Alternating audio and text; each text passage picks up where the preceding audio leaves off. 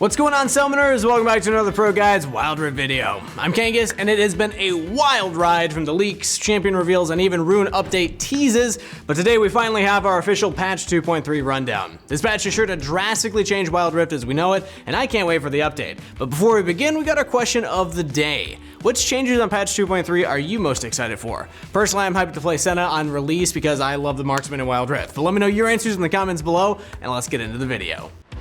To begin our patch update, we got the new champions Riven and Irelia coming out. Riot stated that they'll both be out June 3rd at 1 UTC, so be on the lookout for the new champions. And yes, we'll be covering these champions more in detail in future videos. Next up, let's discuss the massive champion balances introduced by patch 2.3, and there's a lot of them, so brace yourself.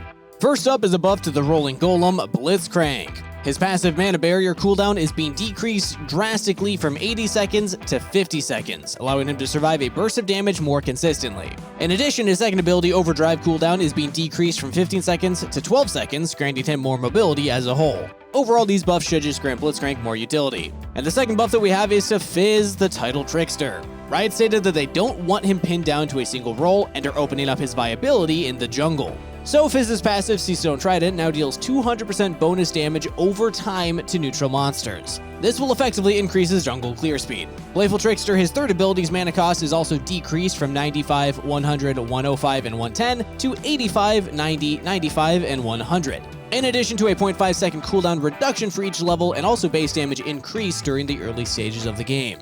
He's actually been played a slight amount in the jungle already, so these changes to Fizz should absolutely cement him as a viable jungle option.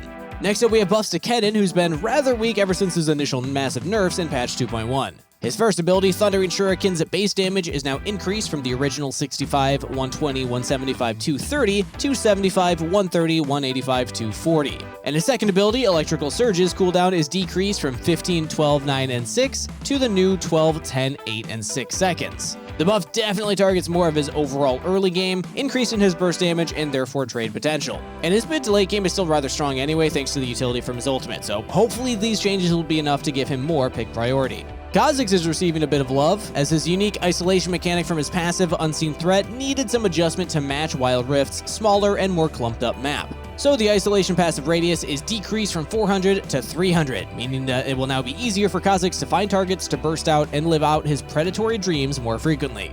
Pantheon got a small buff. His ultimate Grand Starfall now deals 10, 15, and 20% armor penetration depending on the level of its upgrade. This buff makes his ult way more similar to League PC in order to help his overall burst damage without the need to build armor pen himself. Before the buff, his ultimate damage seemed pretty negligible, but this damage increase should give him more precedence to the ability. Rakan's been in a rather weak state, unable to compete with his fellow support champions, so to help bring the Feather Champion to glory, his base magic resist is increased from 30 to 34, with his magic resist per level also increasing from 0.8 to 1.2, resulting in a total MMR at level 15 to increase from 41.2 to 50.8. This increases his overall durability against AP damage, a much needed change to help Rakan survive burst mages in teamfights. In addition, his passive Fey Feathers shield cooldown was reduced, scaling better with level, totaling up to 14.8 seconds at level 15 from the previous 17.6 seconds. And the numbers you can see on the screen. Though very much appreciated, these changes for Rakan aren't really groundbreaking, especially when he's matched up primarily against AD damage in lane. But now against mages, Rakan should live substantially longer, especially with a more frequent shield from his passive to rely on. Now after years of captivity, the toothy, psychotic crocodile released as a shell of his former self on League. Now that Renekton's been on the Rift for a bit, he's receiving some buffs to help the Bruiser out. His base AD stat increased from 64 to 70, allowing him to have more prevalence during the early game. In addition, a much needed buff, his first ability received a lot of retweaking. Cold Meek healing was increased from 4, 6, 8, and 10 to 6, 9, 12, and 15. Base damage increased by 10 for each level. Bonus AD ratio increased from 80% to 90%. And when enhanced, Cold Meek now deals 105, 180, 225, and 330, up from the previous 90, 165, 240, and 315, with an enhanced bonus AD ratio of 135%. This buff is huge and definitely comes as no surprise. I mean, after all, Riot always buffs their newer champions if they're underperforming. And Twisted Fate is the last buff on this list. His deck of cards has been feeling kinda weak in the later stages of the game, so to compensate, Riot's just buffing his third ability, Stacked Deck. The ability now has a new passive, granting bonus attack speed of 15, 20, 25, and 30%. This passive is always active too, so expect Twisted Fate to attack faster just as a whole. Now, the active bonus attack speed from the ability is decreased from 55, 70, 85, and 100 to the new 40, 50, 60, and 70, which means that the numbers when active remain completely unchanged since the passive attack speed adds on to the active attack speed. And that's all the buzz for this patch, but before we jump into the nerfs, make sure to join our ProGuides Wild Rift Discord to join players just like yourself and take part in discussion and community events. If you're cool enough, we might even let you join the Drip Squad, but we'll have to feel you out first. First up for nerfs now is Darius, who's been cutting his way through enemies way too easily in the early game. I mean, it's no surprise after Riot buffed him so many times, but anyway, his passive Noxamite is now receiving a nerf to the amount of bonus attack damage gained at full stacks. This should decrease his overwhelming lane dominance, especially during extended trades, allowing other picks to breathe when matched against him.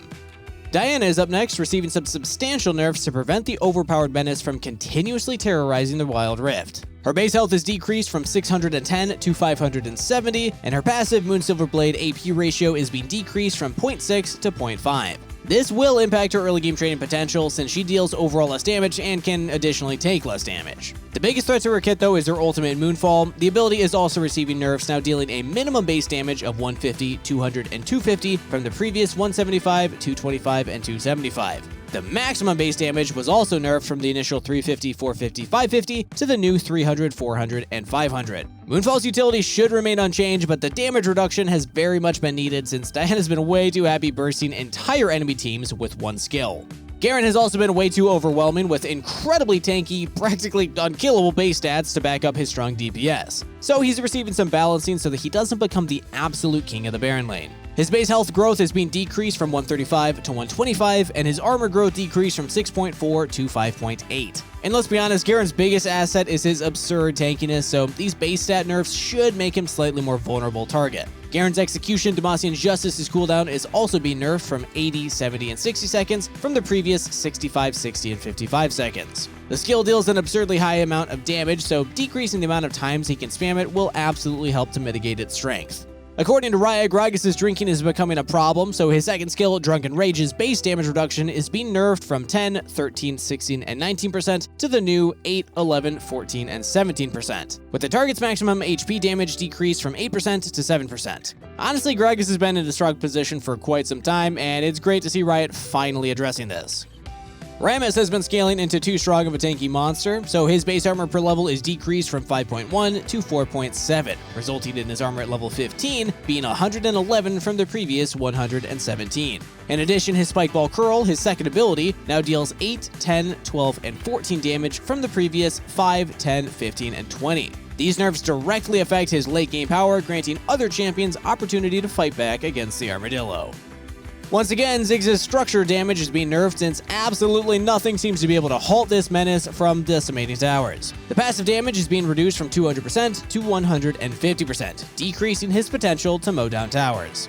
And that concludes the nerfs, moving us into the adjusted champions. And again, there's a lot, so brace yourself. Akali has been incredibly strong, resulting in a lot of frustration when playing against her. But since she's a high-skilled champion, cutting out some of her damage may make her simply unplayable. In an attempt to address this, Riot is restructuring a lot of her base stats and scaling. They nerfed her base HP to 570, but increased her HP per level to 125, resulting in 2,320 total HP at level 15. Oh, and her armor was also decreased to 30. Akali's first ability, 5-Point Strike, is being nerfed to cost 130, 110, 90, and 70 energy, decreasing the overall amount of time that she can spam the ability in lane. Her second ability, Twilight Shroud, restores 80 energy and increases total energy by 80 when active. Her third ability, Shuriken Flips, base damage was nerfed to 30, 60, 90, and 120 damage, and the Shuriken AD and AP ratio was also decreased. To compensate though, her dash base damage was actually increased with higher AD and AP ratios for the dash. This essentially means that her Shuriken will deal less damage, granting less harass potential, but she'll instead be rewarded for committing to an engage by following up with her dash. Perfect Execution, Akali's ultimate ability, now deals magic damage instead of physical on the first cast. The first cast AP ratio is 0.3, and the second cast AP ratio is being nerfed to 0.4, with a max AP ratio of 1.2. These Akali balances were taken straight from League PC and are honestly a lot of changes to throw in at once. Hopefully they'll grant the balance that Akali has been needing for quite some time, but it's hard to tell exactly how effective these changes will be. Only time will truly tell. And the next champion adjustment is actually to Camille. Her hookshot can now auto-detect terrain in front of Camille and automatically fires towards it when tapcasted. If there's no terrain, tapcast will just not activate. This should allow players to focus more on their plays and engages rather than finding the right terrain. The second to last champion update is to Wukong. He's been played a lot more in the jungle rather than his originally intended home in the Baron lane, so Riot's changing up his numbers to help him return to his intended position. Golden Staff, his first ability's cooldown is being increased, but now heals for 10% bonus HP. In addition, attacks from Wukong and his clone now reduce Golden Staff's cooldown by 0.5 seconds. To compensate for the first ability buff, Wukong's second ability, Warrior Trickster's cooldown, is actually being increased at each level. And the last champion balance is to Xin Zhao, who's receiving a mini rework. All of his abilities are being rescaled in addition to an increase in base AD. And if you're interested, the specific numbers will be shown on the screen. In essence, his abilities now have way more utility, but will deal less damage overall. And that effectively concludes all the champion balances this patch, and I know it was a lot, but be aware that these will most definitely shift the meta in Wild Rift, especially with the new runes the patch introduced. Speaking of those new runes, replacing Kleptomancy, Phase Rush is the new Keystone introduction, which grants a large burst of movement speed and slow resistance after hitting a champion with 3 separate attacks or abilities within a 3-second window. So basically, just expect to zoom around the map way more often. Bone Plating is another brand new rune replacing Backbone. With this one, after taking damage from a champion, the rune reduces the next 3 champion abilities or attacks against you. Another rune in the Resolve tree is Second Wind. This rune replaces regeneration, granting increased healing regeneration. In addition, after taking damage from an enemy champion, the rune regenerates a portion of your missing health, applying double the effect for melee champions. And the last new rune is Adaptive Carapace, replacing Spirit Walker. The rune grants bonus max health, in addition to increased defense when below 50% health. Now for Rune Adjustments, Gathering Storm now grants additional bonus stats every 3 minutes, scaling higher stats with more passing time. Champion now deals 8% bonus damage, losing 4% bonus damage per death. Font of Life, after marking an enemy champion with an attacker ability, will now heal both you and your allies. In addition, each ally can now apply the trigger for healing once per stack.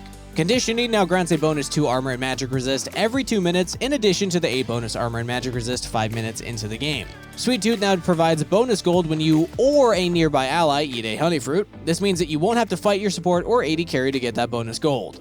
Mastermind now grants 120 bonus gold when participating in a monster or turret kill, but no additional XP. The bonus damage to turrets has also been changed from true damage to adaptive damage. So those are all the rune changes, leading us next into item changes. The bonus attack damage for Black Cleaver is being increased from 30 to 35, armor reduction per stack increased from 4% to 5%, but the max stacks decreased from 6 to 5. So the total armor reduction is then 25% compared to the previous 24%. These changes should allow Black Cleaver to stack faster and also grant a bigger overall power spike. Dead Man's Plate's health is being nerfed from 300 to 225, decreasing its utility as a whole. Duskblade of Drakthar's attack damage is being increased from 50 to 55 to help AD assassins out as if they need it. Maw of Malmortius has been underperforming as a whole, so the price is being decreased from 3,200 gold to 3,000, with an additional 10 magic resists. That one's kinda big. Trinity Force is a bit too strong right now, so the attack speed is being nerfed from 40% to 30%.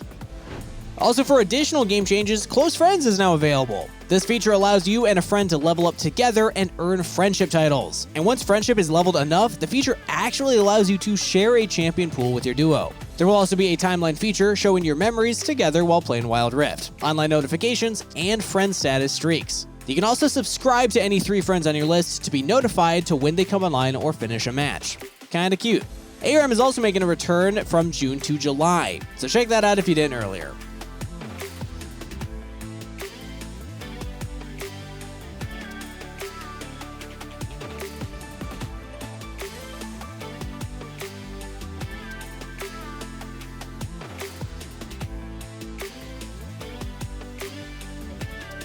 Champ Select allows players to switch their draft order to better accommodate comfort picks and counter picking. You can also see your network connection before heading into a game, shown at the top right icon of the home screen. Use this tool to diagnose issues that may be impacting your gameplay. Here are the skins coming to Wild Rift. Order of the Lotus Irelia dancing her way. The arcade skins dazzle summoners with their spectacular colors with Arcade Riven, Arcade Kaisa, and Arcade Sona.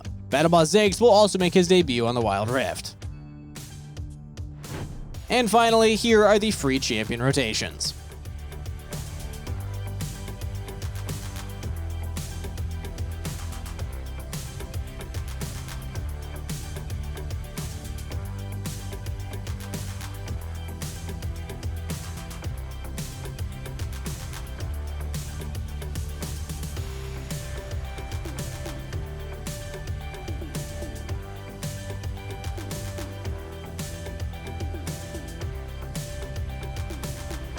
That'll conclude today's patch 2.3 update. We know it was a lot, and I really hope these changes make Wild Rift more enjoyable for everybody, but if you stuck through it all and enjoyed the content, make sure to like the video and sub to the channel for everything related to Wild Rift. Let me know your thoughts about the massive patch in the comments down below, and we'll try to respond to our favorite answers. And most importantly, as always, best of luck on the Rift, everybody. Stay hydrated, and I'll see you next time.